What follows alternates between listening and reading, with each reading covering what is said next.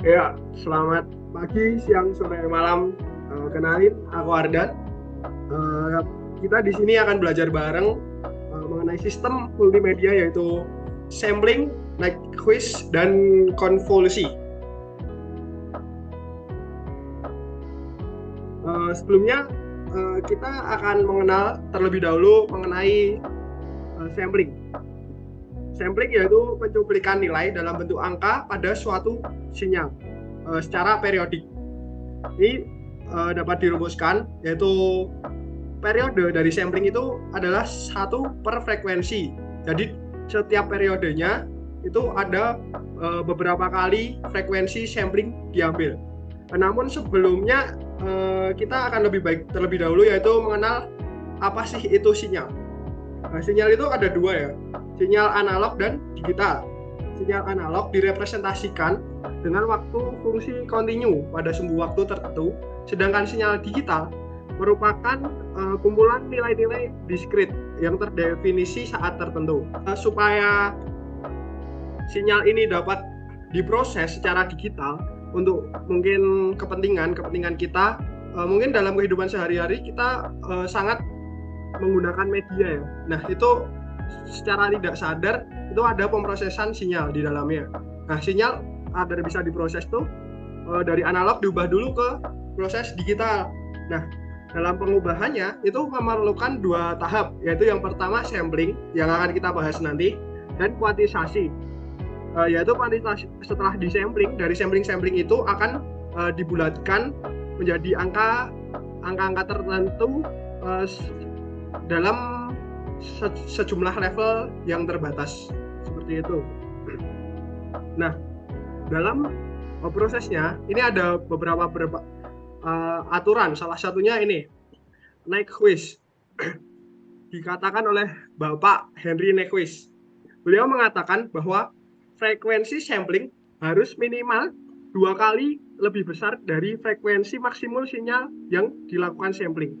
Menurut aturan beliau nih dapat dirumuskan bahwa frekuensi sampling lebih dari atau sama dengan 2 kali frekuensi maksimalnya. Lalu apabila tidak mencapai 2 kali frekuensi maksimalnya, apa yang terjadi?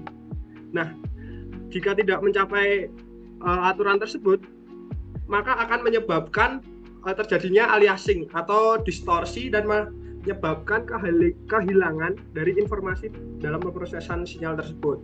Ini dapat kita lihat dalam kehidupan kita, yaitu Moir effect.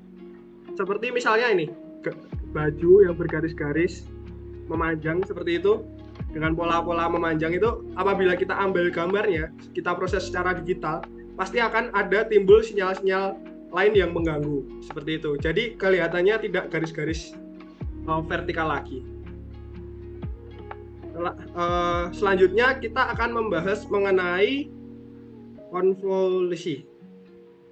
Nah, apa itu konvolusi? Konvolusi yaitu merupakan operasi matematika yang menggabungkan dua sinyal atau dua fungsi baik dalam secara kontinu maupun diskrit. Berikut merupakan rumusannya secara matematikanya. Nah, konvolusi ini digunakan untuk mengukur sejauh mana dua sinyal tumpang tindih satu sama lain. Ini menggambarkan bagaimana satu sinyal dipengaruhi oleh sinyal lainnya nih. Konvolusi sering digunakan dalam pemodelan sistem linear dan pemfilteran sinyal. Hasil konvolusi sering lebih kecil daripada input awalnya jika tidak ada efek tumpang tindih yang kuat antara sinyal-sinyal tersebut. Nih, dapat dilihat pada grafik ini. Ini merupakan pergerakan penggabungan dua buah sinyal. Nah, ini dapat dilihat pada area kuning. Ini merupakan perhitungannya sehingga dapat dilihat ada tumpang tindihnya seperti itu. Nah, ada nih perbedaan-perbedaan dari konvolusi, kemudian cross correlation dan auto correlation.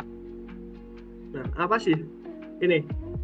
Pada cross correlation digunakan untuk mengukur korelasi hubungan antara dua sinyal dalam domain waktu atau domain frekuensi. Ini digunakan untuk menentukan dua sinyal tersebut sejauh mana mereka cocok atau mirip. Sedangkan pada konvolusi tadi ini digunakan untuk mengetahui dua sinyal yang saling tumpang tindih. Pada dapat dilihat pada autocorrelation ini fungsi f jika jika dibintangkan dengan f maka hasilnya akan seperti ini, G dan seperti ini. Jadi autokorelasi itu jika suatu fungsi akan diproses terhadap fungsi itu tersebut. Kemudian kalau cross korelasi ini hasilnya akan berkebalikan. Jadi tidak komutatif antara GF, FG ini kebalikan. Sedangkan konvolusi itu hasilnya akan tetap sama atau komutatif. Mungkin itu sekian dari saya. Kurang lebihnya mohon maaf. Terima kasih.